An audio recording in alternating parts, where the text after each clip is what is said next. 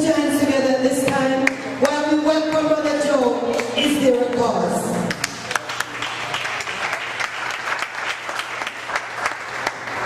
Thank you, Sister Melissa. And thank you to each and every one of you. Thank you one, thank you all. Is there a call? Is anyone listening? Is anyone listening? It's not an easy task to cater just for one kid.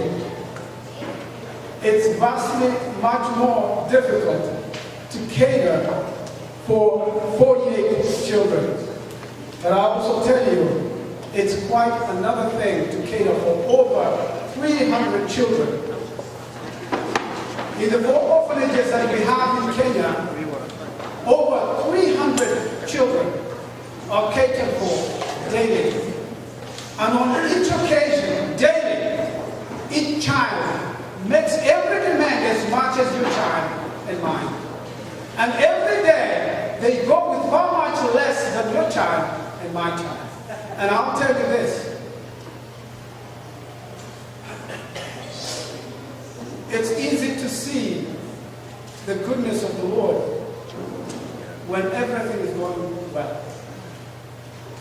Behind what you see here tonight is a huge undertaking by some very humble, very convicted, very blessed people who have decided they will not sit back and do nothing when they see faces like those pass through their lives, flash through their minds.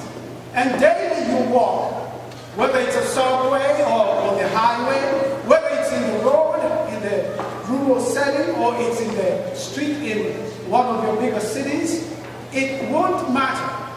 What makes the case is that your response was either wanting or it was effective. How many times do you walk past a homeless person and you've done something that is worthwhile? How many times have you walked past a child and wondered why that child has no parent? How many times has anyone ever asked you or come to you and said, "Mister, I went hungry last night. Mister, I'm trying to feed my other 5 brothers and sisters. That's why, whatsoever you give me, I will not eat it myself. I will have to sleep on glue, but take the food to my brothers and sisters so that they may live." Many thousands of children in Kenya are abandoned by parents who cannot take care of them, who cannot support them. Most single mothers, as my dear sister Chin-San said, are single mothers. It's one thing to look at a single mother and make all the observations you made, give them a label, and just walk your way. Or make the difference that is necessary by stepping into the fight. A songwriter once said, I want to be taken back from the place that I have been. I was between a rock and a hard place. And for the many things that I did wrong, I want to make a difference. I want to love. I want to love. I want to love until it hurts. And he urges you tonight, and I am doing the same. Is it okay if you love and not be scared? Is it okay to give when it's not fair? Is it okay, my brothers and sisters, as I humbly speak to you tonight, is it okay to live a life for another? And is it okay, equally, to take time for a brother, for a sister, and more importantly tonight as we stand here, for a child that is motherless, that is fatherless, that is defenseless, that is hopeless, helpless? Is it okay with you to fight for the weak, I don't know who's weak in your world. I don't know who's weak in your eyes. But I know in God's eyes, you and I are very weak. But weaker we will become if we do not care for the least among us. I'm not begging you. In 2016, a group of myself and friends will be making a mission trip to Kenya. Brother Ted has accepted to come with us. I talked to Dr. Mullins. He says he wants to join us to go to Kenya. I want to join you here. These are people who are well traveled. They don't mind traveling, so I recognize their eagerness to travel. So I've appointed them accordingly. I want to approach you and say, take a dare, take a step. If you don't take a dare or a step to go to Kenya, Sister Dion said, if not now, when? If not me, who?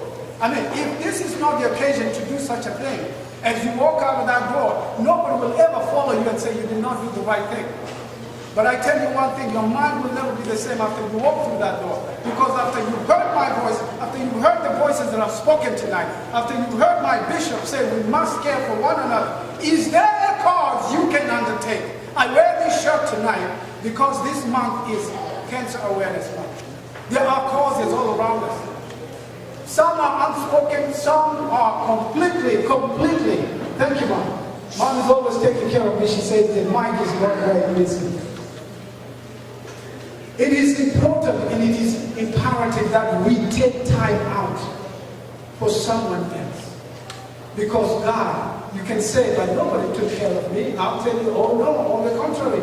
God has taken care of you until you're still here tonight. You could have been dead and gone.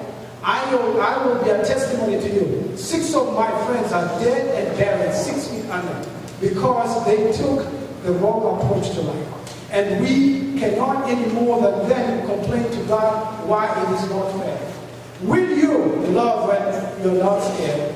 Will you, my brothers and sisters, give when it's not fair? And will you live forever? And take time for them. At this time, I want to ask my son and Alfred, they have envelopes that they will place in your hands. What you do with it, that is up to you. In it will be a card with my name on it. You can call me and talk to me after this. The 2 ladies were prophetic when they say talk to us again. Those children are my children. Those children are our children. Those children are your children. Within you, within us, within me, there is a cause we can undertake. If you do not accept this cause, if you do not take this cause, please pick up some cause. Do something about it and be a blessing to someone. And lastly, I told her I don't need 20 minutes, so I'll make true my promise. When I was 15, my mother died. When I was 8 months into I guess my mother's pregnancy, my father left us. So in all practicality, I became an orphan at age 15. But much earlier, if by definition an orphan is one who is fatherless. I was fatherless quite possibly more or longer than most people. And for that cause, I determined to myself and asking God, if I ever get a chance, I want to be that one that will glorify your name, that will give you honor by doing that which you have planted into my heart. You ask, what is my calling? God has given you a calling. You just need to listen a little closer. I thank God for placing me under a bishop, a man of God, who has so much fear and trembling for God and the works of God, and has every step of the way as my elder, as my father, as my spiritual guide. He has guided me when he's physically talking to me or when he's praying for me. And when he's praying for all those other individuals I did not mention. We have Mr. Samai, could you stand up please? Wave your hand. That's Mr. Samai, our treasurer. Mr. Koske, where are you? chairman of DC, and Mrs. Koskei, can you please, that's his wife, wonderful lady. We have reached all the way to DC. We also have Chichi-san, wherever you are. She's one of our members. And the entire Kenyan community, I cannot name you by name. Mr. Sergo, we will be there to support you. God bless you. We know you're doing a great thing in the valley. We want to continue to encourage you. At this time, I want to say thank you, thank you all. I love each and every one of you. I know I mean well for the children of Kenya, and you do too. Please join us, join me in this cause. God bless you. Thank you.